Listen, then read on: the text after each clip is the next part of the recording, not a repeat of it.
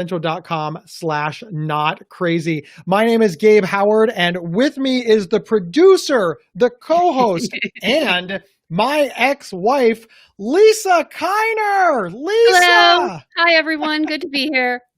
Are you excited? Always.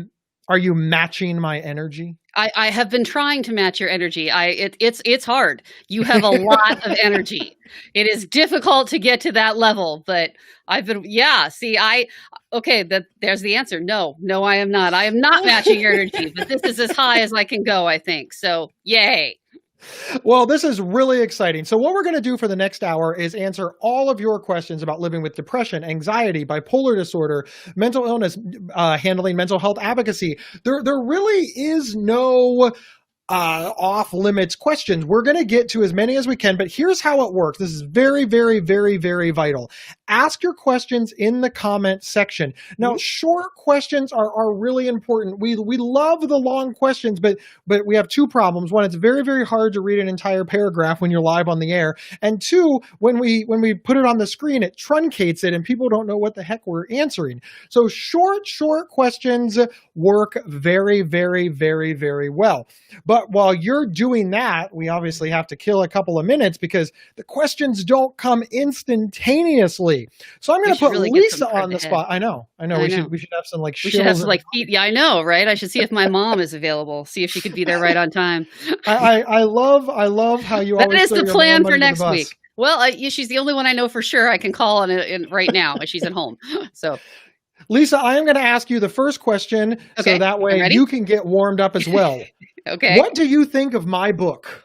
Oh, wow. Your book, Mental Illness is an A-Hole, is the best book. And where could I buy that book, Gabe? I bet I could buy that at GabeHoward.com. Yes. And I'll sign it and give you really cool stickers. Including Not Crazy podcast stickers. See what I did there? We got the first question out of the way. That's nice. You handled it super well. And if you order a book from Gabe, I will probably, not for sure, but probably be the one to put it in the envelope. So it's like a gift from both of us. Yeah. That's true. Your DNA and fingerprints will be all over it. Yes, I am usually the one involved in the mailing of the books once he signs it. So like I said, we both contribute. Oh, Lisa, while we're waiting on the questions, again, your short questions are super, super important. Otherwise, this whole thing just falls apart on an Ask Us Anything. Lisa, what are your thoughts about everything that's going on with the pandemic, the quarantine? Some things are opening back up. They just canceled the football in Columbus, in Ohio. Ohio State football. Yeah, and we like Big Ten football. We like Ohio State football. What are your thoughts on that? There's a lot to really consider from a mental health standpoint. How does it feel? Because I never thought that, I didn't think that football was touchable. I didn't think it could close for nothing. Yeah, I wasn't really surprised. I mean, I figured the professional leagues would keep going, but the college leagues would have a lot more trouble, justifying that with the safety of the students as the athletes aren't being paid. So I wasn't really surprised. I kind of figured that football was going to go away. Have they all gone away now, or are there some conferences still playing?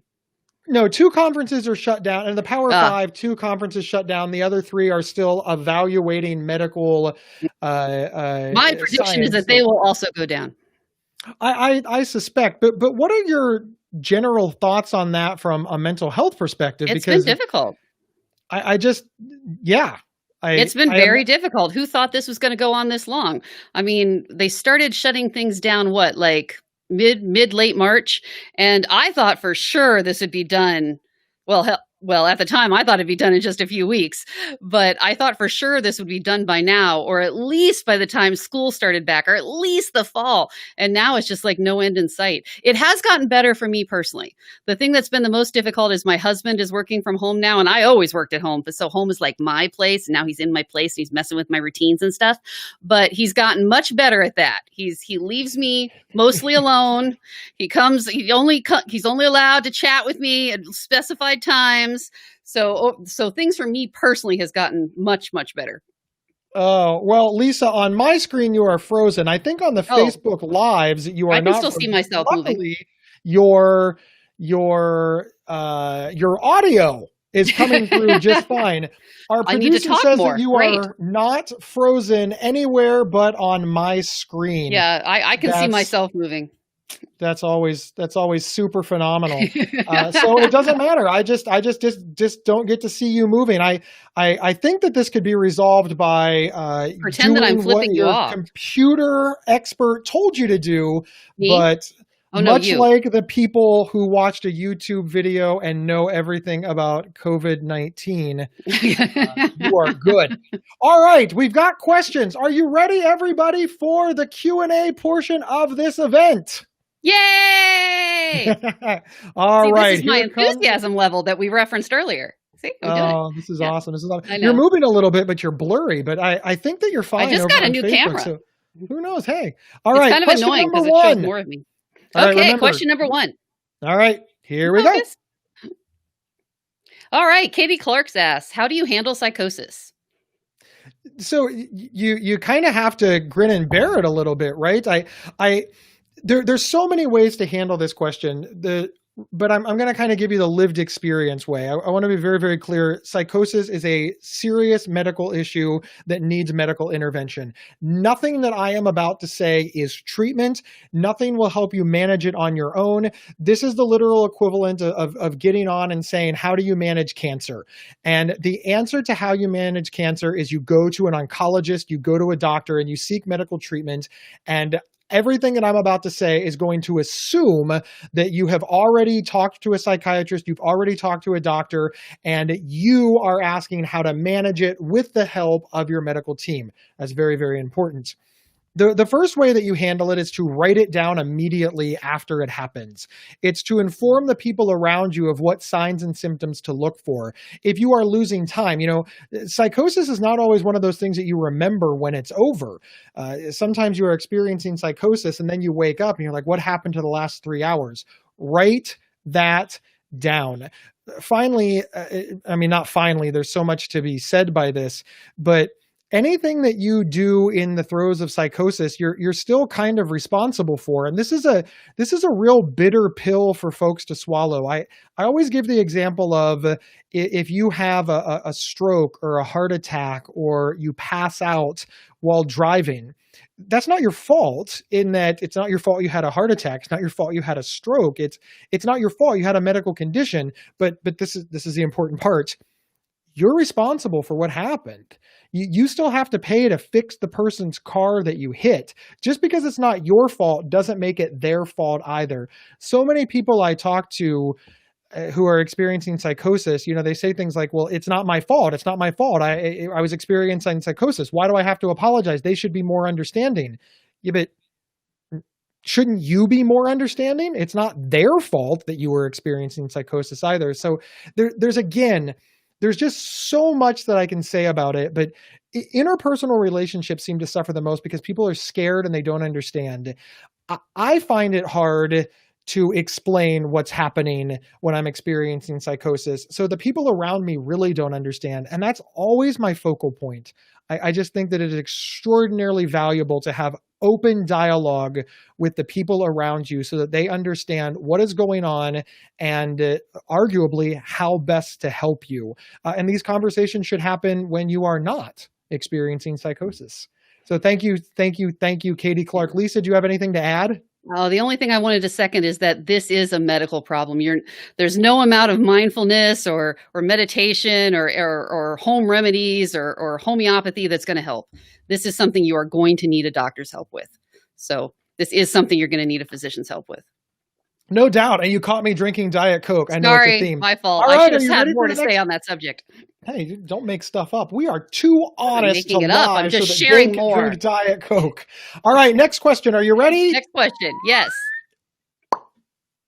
Hey! All right. Is rage a symptom of bipolar disorder?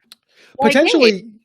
I was going to say, I believe there's an article about this in your amazing book. And what was the name of that book again? All right, we're not shilling the book. I already have my pattern down. That's wrong. We are not shilling the book. That's not okay. Sincerely, don't do that anymore. Yes, rage is potentially a symptom of bipolar disorder. symptoms look a lot of different ways, but rage can be a manifestation of mania. And this is a very difficult concept for people to understand because mania feels so good.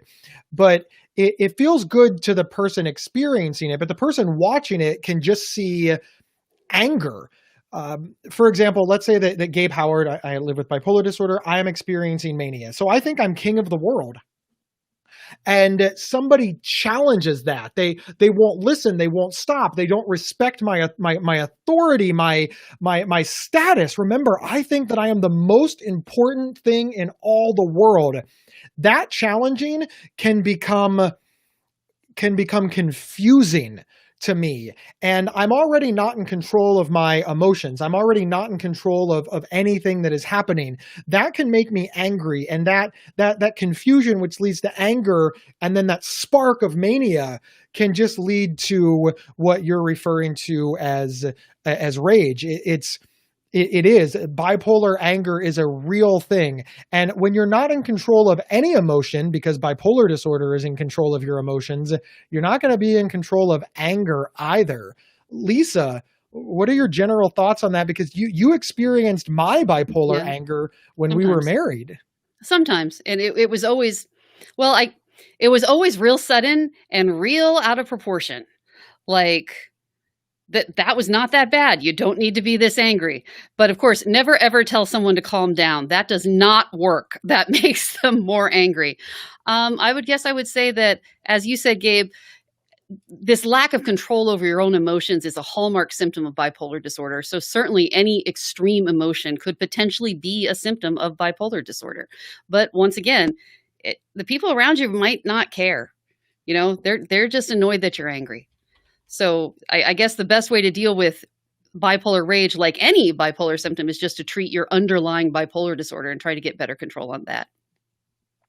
It is certainly understandable that somebody who is experiencing bipolar disorder would have trouble regulating their emotions. I mean, remember, bipolar disorder is sort of vacillating between the extreme highs of mania and the extreme lows of depression. And you're sort of going back and forth on that. And we can't even control that.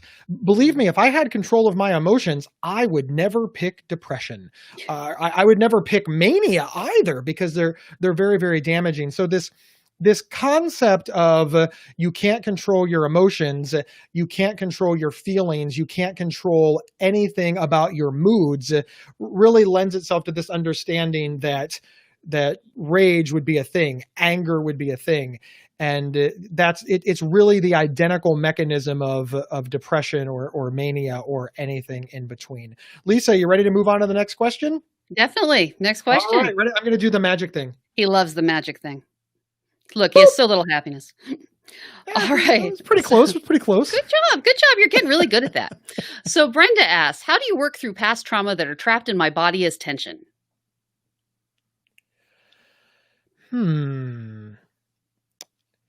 You know, Lisa, you have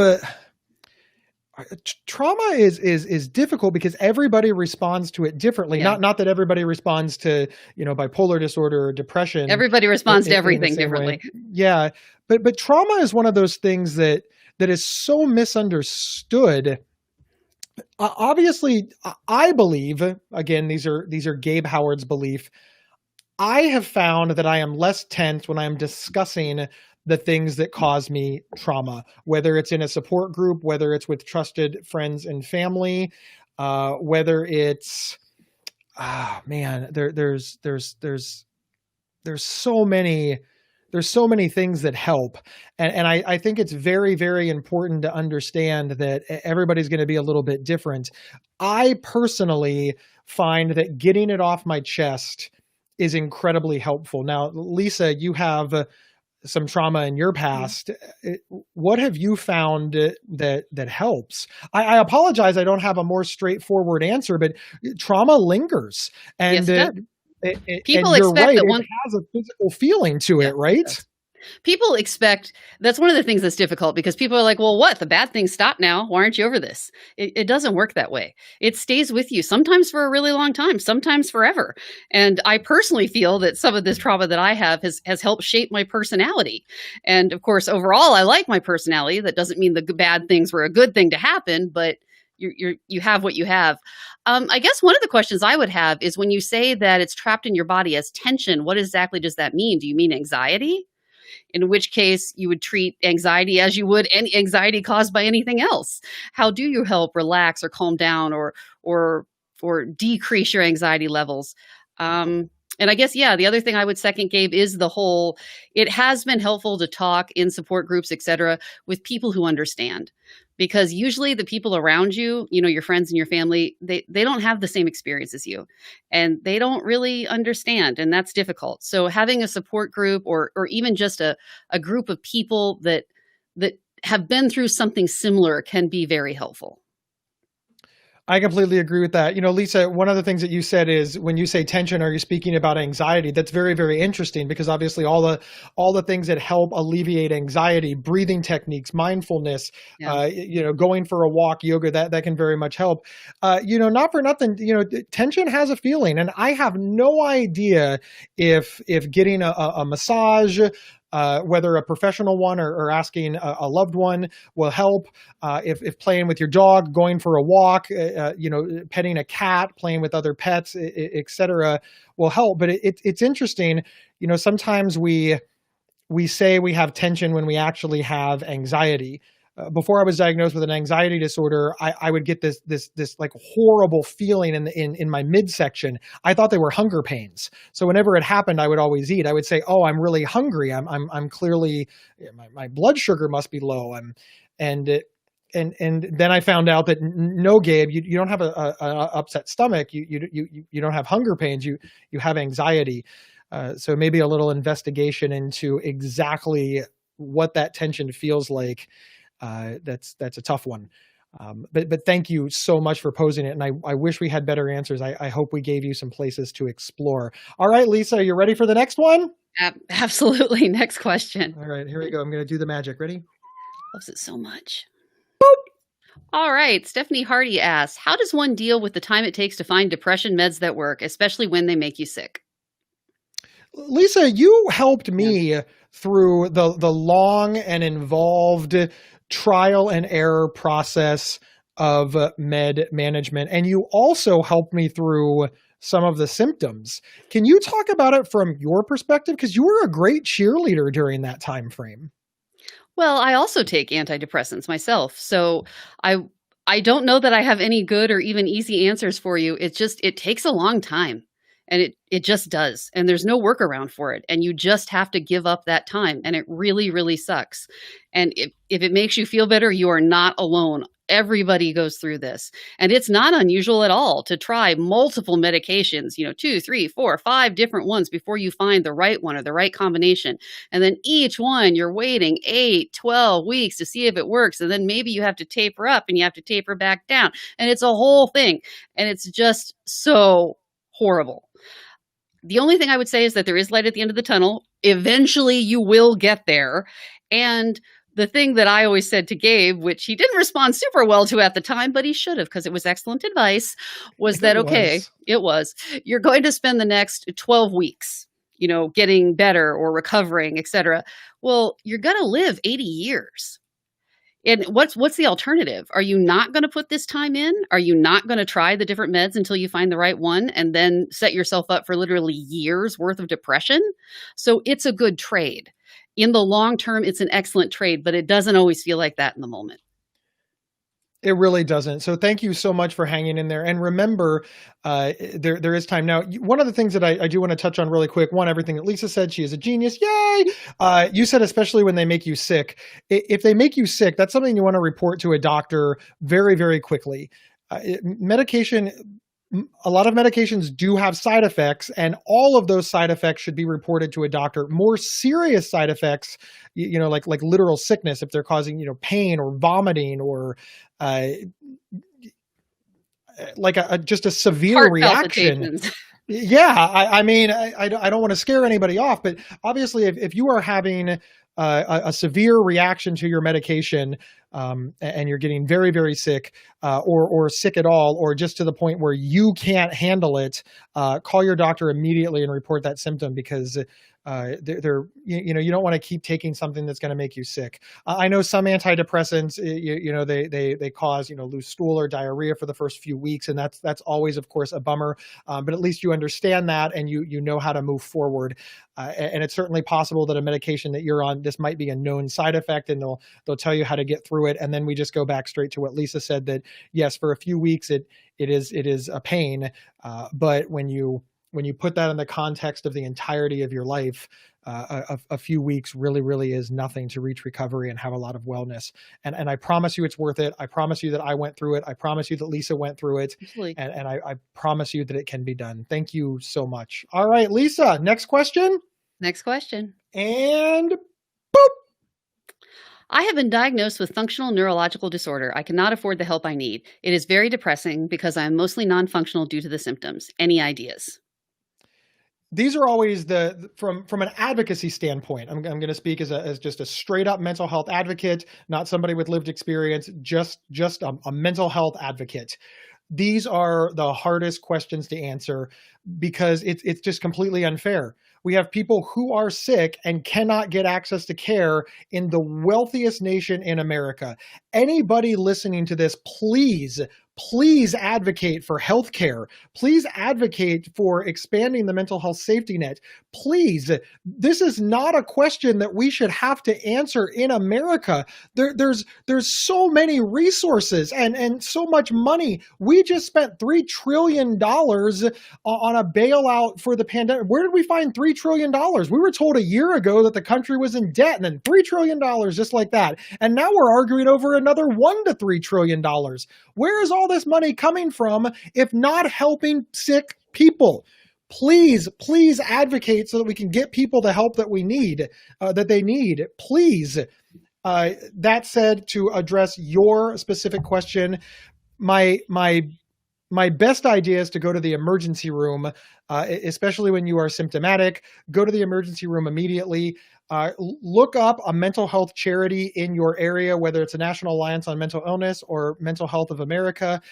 These big charities. If there's not one in your area, find the closest town and talk to them and see if there is a sliding scale place that they can refer you to. Just keep making phone calls and try to find somebody somewhere that can refer you to a program that is taking low cost or no cost patients. And I am extraordinarily sorry that you have to go through that in order to get basic health care in America. But please, if you can't do it, find an advocate.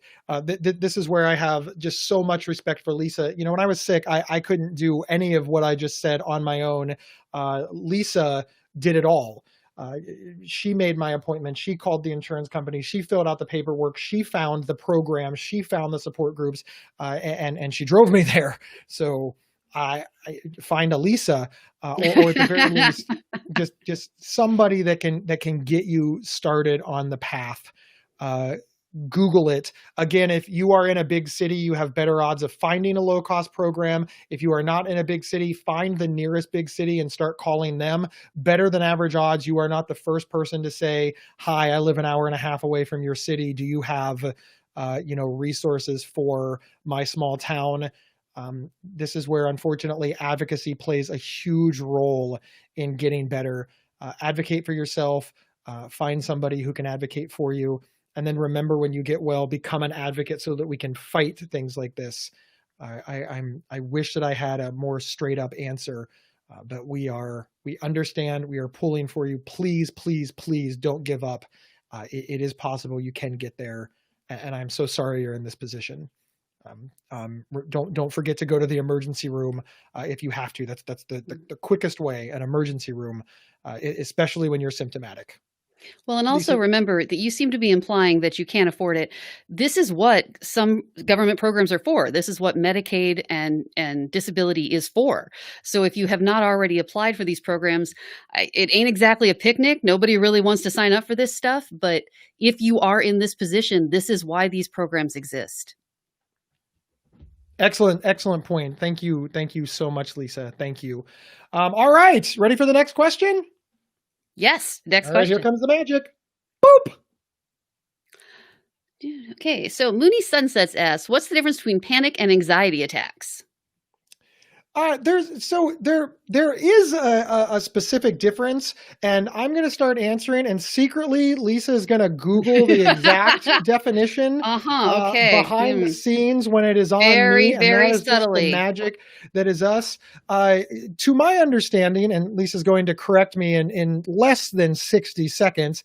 To my understanding, panic attacks are more acute. The panic is very, very severe. You have to go right now, whereas an anxiety attack is more low level.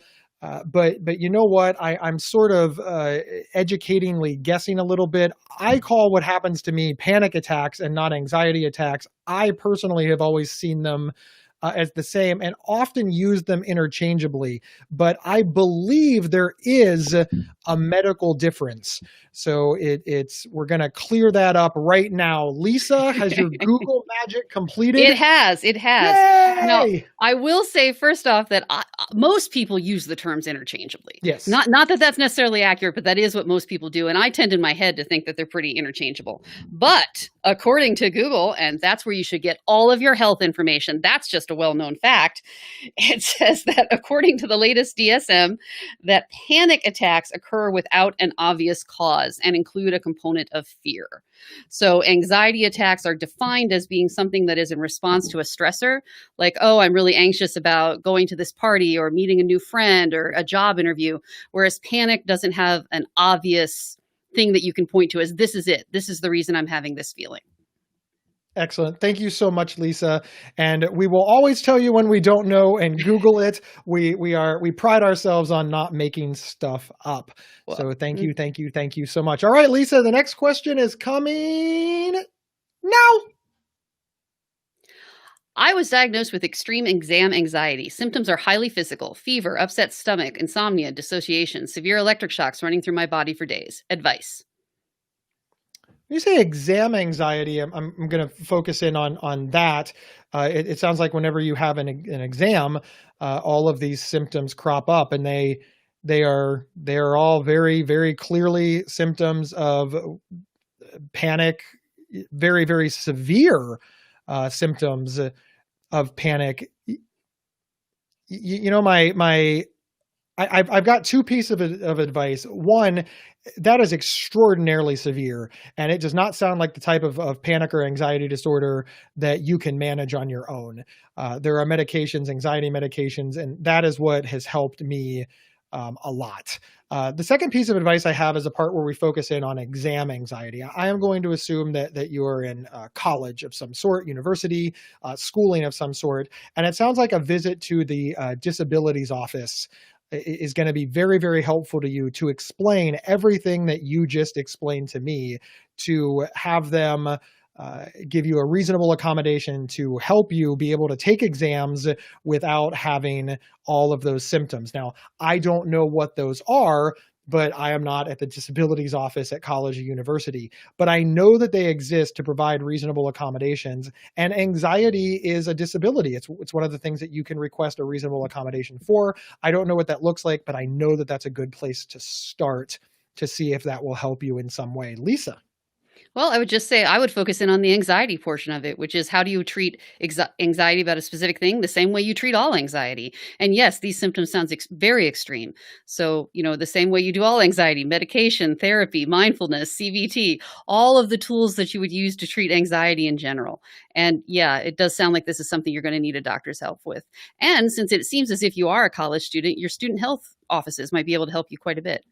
They usually have counseling available or what's the word I'm looking for? General practitioner consultations for free for students. So you might be able to get a lot of help through your student health services as well. Again, we're making assumptions that you are at university or college. Yeah. We apologize for that. And that you're at university or college in the US. So Yes. Yes, but yeah, it does sound very, very severe. I like though, and I want to stress this. I like that you're looking for advice on how to continue. You're not giving up. You're not quitting. You're fighting. That is vital. That is vital in beating anxiety. It's vital in beating depression, bipolar disorder, schizophrenia, psychosis. Not quitting is key. And the very fact that you're looking for resources wherever you can find them, give yourself credit for that. And the next time you have an exam, remember this moment. Remember the moment that you said, I'm not going to quit. I am going to move forward. I am going to find a way somehow. Give yourself full credit for that. That has helped my anxiety a lot, remembering all of the times that I worked so hard. Even if I didn't succeed, just the fact that I went 5 rounds with anxiety before I got knocked down. That is meaningful, because when this whole thing started, I went 0 rounds. I didn't even get in the ring. I think that we need to remember that, and I think that it does help. Of course, everything that Lisa said is exceptionally valuable. Always. But give yourself a huge pat on the back for moving forward. Uber, uber, uber proud of you. Sincerely. Lisa, you ready for the next question? Absolutely. And Go. go. My new tagline. That's going to be All your right. new tagline. It's adorable. Dealing with childhood trauma and adult trauma, how do I get past the traumas while managing bipolar disorder? They're so interrelated. I'm exhausted and no longer hopeful of my life having any quality. I completely understand Yeah. much of this. I live with bipolar disorder. I have a lot of trauma. My biological father was not a good guy, and I have abandonment issues because he ditched me and my mom. This put us in harm's way. Of course, I also feel like nobody loves me, which is very traumatic. The anxiety and the paranoia of bipolar disorder, of course, exacerbate all those things. And you're right, trying to deal with one of those and not the other one would be foolhardy for me. And that's why I deal with them combined. I think that it's important to just put the two together. I think that it's important to not say, I'm fighting bipolar disorder, and then over here I'm fighting trauma. I think you need to bipolar disorder and trauma as like one thing you're fighting together. This is where coping skills like support groups and talking it out, therapy and talking it out, trusted friends and talking it out becomes extraordinarily helpful. Obviously, get treatment for the bipolar disorder, but don't let it be separated out in your care. And sometimes medical practitioners are really quick to do that. They'll tell you, well, that's not the bipolar disorder. I don't want to worry about it. I don't subscribe to that method. I think it's comorbid. I think that it's all interrelated. I think if you ignore one, it allows the other one to flourish. Find a provider that understands that. Work with those providers. I think that is extraordinarily important. Find a support group for trauma that understands mental health concerns. Find a support group for mental health that understands for mental illness, mental health issues that understands trauma. We're becoming more trauma aware in our society. We're not quite there yet, but we are getting better. But my primary advice is to put the two together and fight them as one big thing. And I know you're exhausted. Believe me, I know that exhausted feeling. Please don't give up. I believe that you can push the rock up the hill and it goes down the other side so much faster. And the view at the top is very, very pretty. Please keep going. Please continue to have hope. Lisa, do you have stuff to add? Oh, just that when you say you need to treat these two things together, that's so much easier said than done. Because, yeah, medical practitioners aren't always completely on board with that. This is just the way that we've set up our medical system where these things are separated. And when you get to a doctor, just like we do everything else, you have a different doctor for your diabetes that you do for your cancer. And they don't like to cross deal. Like they'll even say things like, well, that's not really my area. You need to talk to so-and-so. So that can be very difficult. And so Gabe's advice of make sure you find practitioners who understand that you want these two things treated as the unit that they are. And so you got to be careful when you're choosing your providers. Yeah, advocate for yourself. This is where Yeah. self-advocacy comes in very, very important. Remember, doctors work for you. Mm. Request new They don't doctors. always remember that, so you Yeah, got to tell yeah. them. Yeah. All right, Lisa, you ready for the next question? I am ready. All right, and boop. All right. Anna Mailer asks, do you have any advice for living with someone who shows signs of bipolar but isn't on any type of treatment? Lisa, this That was is very tailor-made difficult. for you. Well, we did in deference to Gabe there, he did get help relatively quickly after we met. So, but yes, I understand. That is very, very difficult. It is exhausting to be around that kind of energy all the time. And it just sucks all the life force right out of your chest. It's just really, really difficult to be around someone who, with that kind of energy, with that kind of erraticness, etc. The only advice I could offer is there anything you can do to help this person get treatment? Is there anything you could do to encourage them to get treatment? And if not, and the behavior continues and it becomes intolerable, is there anything you can do to get out? Is there anything you can do to live somewhere else if possible? It's a very difficult situation because oftentimes people don't want to be treated. They don't recognize that they need it and they don't want to do it. That, of course, is the hardest part of all. One of the things that I really, really recommend, oftentimes we don't want to bring up the issue until the person is Oh, good symptomatic point. or the person is in crisis. We very, very much want to have the fire drill when the house is on fire. We very much want to discuss fire safety when the house is on fire. And then when everything's fine, we don't say a word. This in my mind is extraordinarily problematic because obviously if the person is symptomatic or in a crisis, well, they're not at their best. Let's just say that they're not at their best. I would wait until the crisis or the symptoms pass when the person is doing well in your estimation. Sit them down and use person first language. Say things like, a couple of days ago, you stayed up for 3 days. You didn't sleep for 3 days, and that scared me. I was extraordinarily worried. And have a conversation. Don't accuse them of anything. Don't tell them they're bad. Don't tell them that they need to do the following things because none of that works. They'll dig in their heels and they'll feel attacked. Have a nice conversation. Go for a cup of coffee. Go to dinner. Sit at your kitchen table. Be very deliberate. Write down the things that you saw that are concerning. The last thing that I want to bring up before moving on to the next question is people with bipolar disorder need treatment. We need treatment.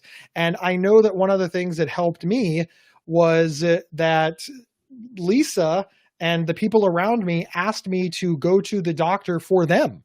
I didn't necessarily want to go to therapy for me. I didn't want to go to the doctor for me. I didn't think anything was wrong, but they asked me extraordinarily nicely. And they said, will you do this for me? And I Will you thought, do well, this as a personal favor for me?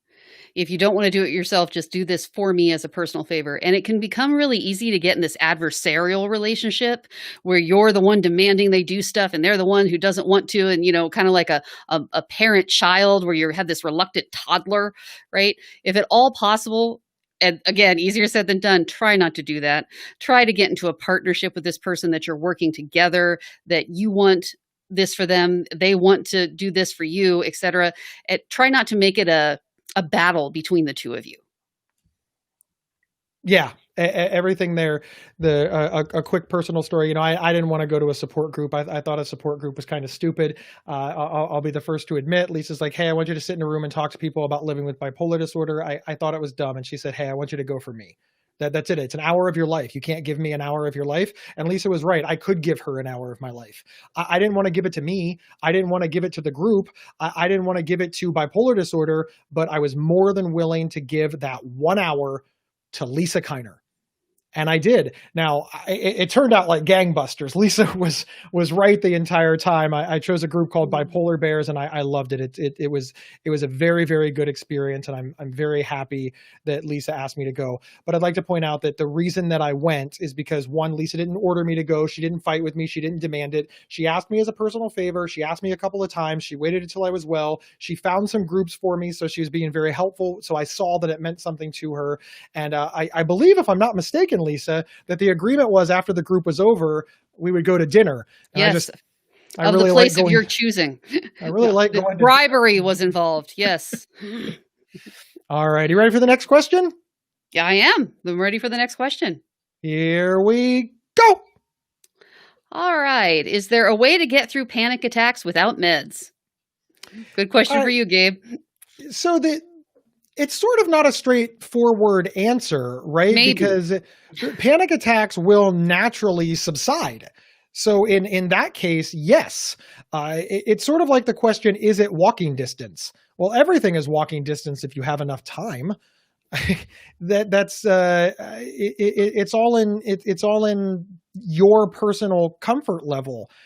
I am on medication for panic attacks, which lessens the panic attacks, which means I don't take any acute medication when I have an anxiety or panic attack.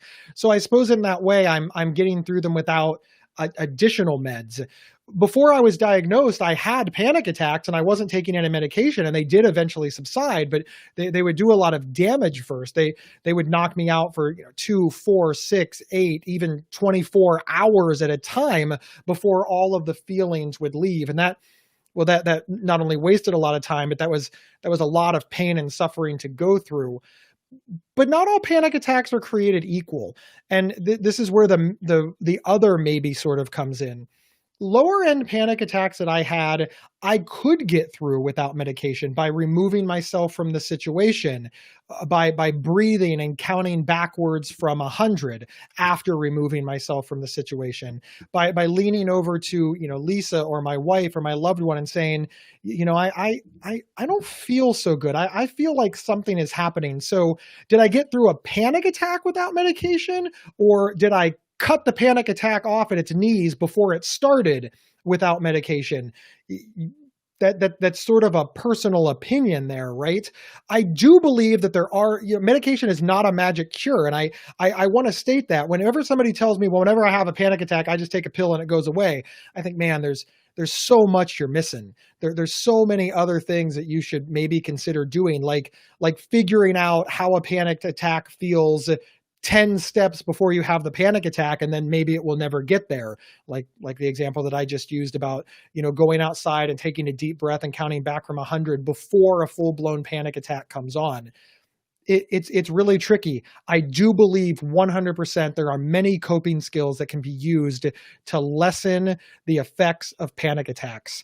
I also believe unequivocally that medication, especially for the really, really, really, really severe panic attacks, can turn a 6, 12, 24-hour ordeal into a half an hour or an hour ordeal. And that has an extreme amount of value as well, especially when we can consider the after effects of being in a full-blown panic attack for many hours.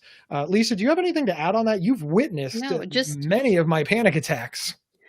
Well, just to take the question at face value, is it possible to do without meds? Yeah, maybe. Mental illness is so incredibly subjective. One person might be able to do it. One person might not. Maybe today you can do it. Tomorrow you're not going to be able to. There's just no way to know. And when you say, Gabe, can you get through it? It does eventually end. The level of panic doesn't stay there forever. It can't. So yeah, if you wait long enough, eventually it will end, but you might be really uncomfortable in the meantime.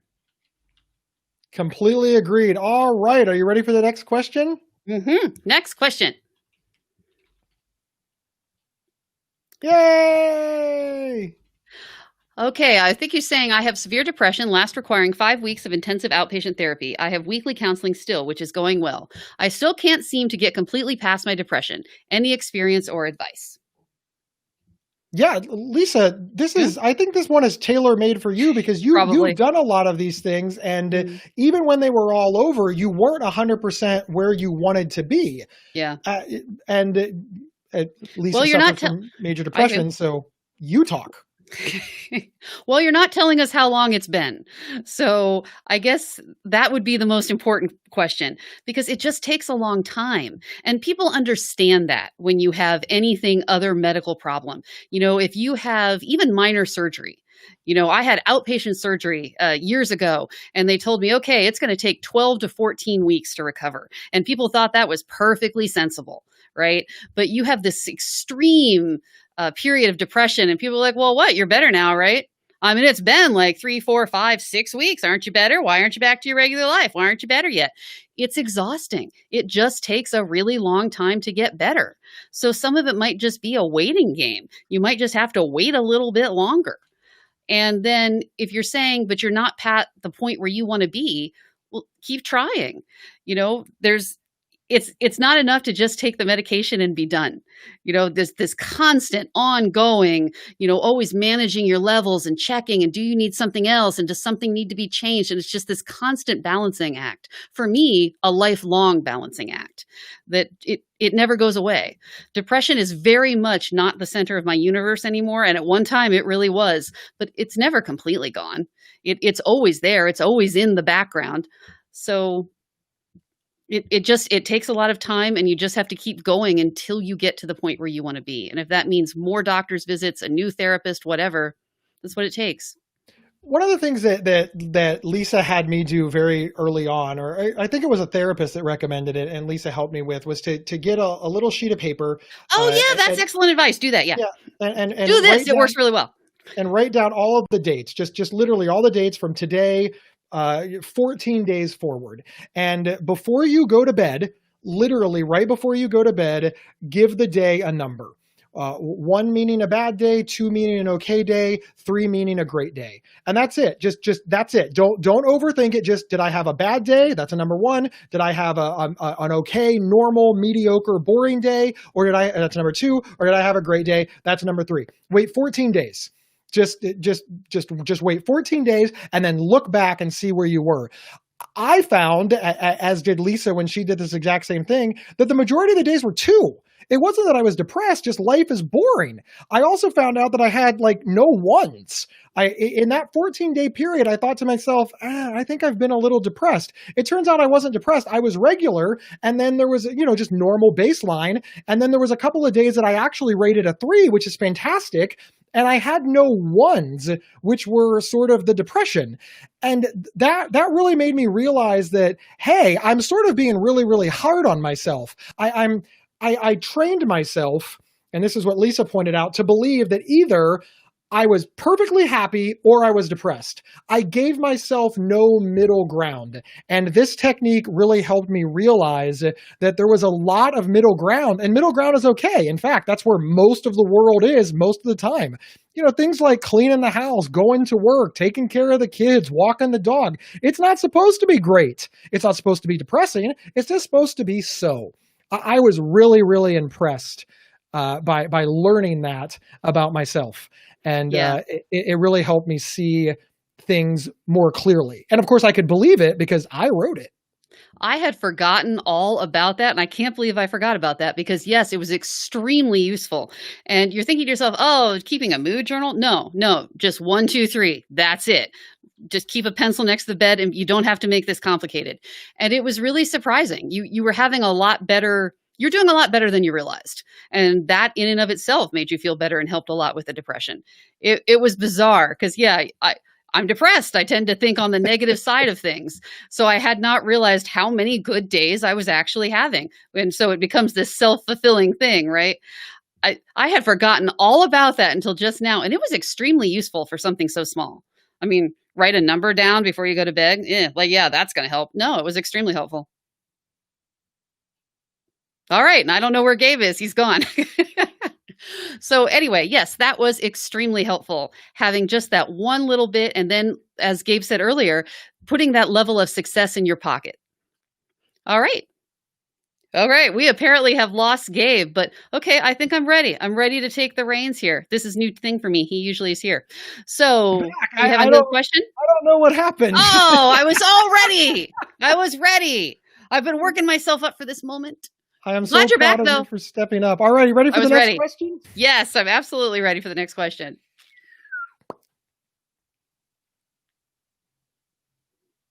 All right, Karen asks, how can I explain people that are interested in me that I'm bipolar without being scared of it? I think the question you're asking is, how can I explain to people that I have bipolar disorder without driving them away? And you have quite a lot of experience with that, don't you, Gabe? Yeah. So doesn't it suck that in addition to being in addition to being sick, in addition to living with bipolar disorder and all that comes with that, we're also the designated spokespeople for the disease and an educator and an advocate, and we have to bring people along for the ride. That's great. Nevertheless, I understand why people are scared of it. I was scared of it. I was scared of people with mental illness before I was diagnosed. When I got diagnosed, I was scared of myself and everything that it entailed. I had a lot of misconceptions and beliefs that I needed to have debunked, and that took a lot of time. It was extraordinarily difficult for me personally. So that's what I remember when I help to explain to other people. Again, have a reasonable conversation. Sit people down when you're not you're not symptomatic, you're not having issues, and everything is going fine, and just say, "Hey, I would like to talk to you about my bipolar disorder. I feel like you have questions that maybe you're afraid to ask." And then let them ask their questions. And no matter how offensively they word it, no matter what they say, take a deep breath and understand that this is sort of the ask us anything portion. You have given them permission to be wrong. Now, that doesn't mean that you don't correct them. If they say, well, you live with bipolar disorder, so that means that you hurt people and you're violent, right? I'm not, just don't get mad and say, oh, that's just horse crap. How could you believe? Like, that's not helpful. Say, I understand why you believe that because of pop culture in the media, but that's not true.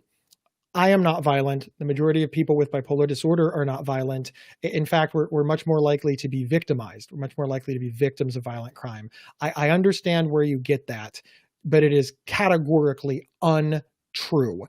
And then, give them some advice, give them some hints, make some notes. So when the conversation is over, you can send them some articles that you get from The Mighty or you get from psychcentral.com, and let people know that you are willing to help them on their journey of educating themselves about bipolar disorder, and then more specifically about your version of bipolar disorder. And that all starts with, unfortunately, becoming an ambassador for mental health, an ambassador for the illness, and understanding that people are probably going to say some offensive things in the beginning, not out of malice, but because they don't understand. And I think that is very, very important to have those discussions. Absolutely. And be ready with those resources that you can send back. Okay, so Gabe, it's time for quick question. Are you ready? All right. Yes. Okay, so let's have our next question. We're doing fast question answer now. Is it normal to get attached to your therapist? Yes. Yeah. If you're worried about it, if you feel like it's too much, like it's an unhealthy level, talk about it with the therapist. They could give you some advice. But no, I think that's very normal. This is someone you've developed this relationship with, that you're sharing all these really personal things with, that you probably haven't talked to anybody else with before. I think it's very normal to become attached to them. All right, ready for the next one? Next question. All right, a Facebook user asks, how you deal with it when you become delusional. I think you're talking about what happens when you become psychotic? Yeah, I mean, it's so psychosis rears its head in all kinds of ugly forms. If you recognize that you're being delusional, like, that's extraordinarily helpful, because it means you still have maintained some semblance of control. You are aware of it, and then you can seek help fast. Well, we lost Gabe again, but then you can seek help faster. And as we talked about at the beginning of the show, psychosis, delusions, these are just not something you're going to be able to deal with on your own. No amount of mindfulness is going to fix this. You're going to have to go to a doctor. This is something that needs medical intervention. All right, so next question. So it looks like that Facebook Live is just not being nice to us, so we're going to wrap up right here. Good idea. At the end of our hour. Before we lose you again. I apologize for all of the technical glitches that we've had along the way. Facebook Live is free, so we have nobody. Get what you pay for. Thank you, everybody, for being here. My name is Gabe Howard. This is my co-host, friend, ex-wife, peer supporter. I don't know. You probably have some other titles. Yeah, not important. All things, really. All things, which is why you should listen to me more. But anyway. We sincerely hope that you will check out the Not Crazy podcast on your favorite podcast player or at psychcentral.com/notcrazy. We'll see everybody in a couple weeks.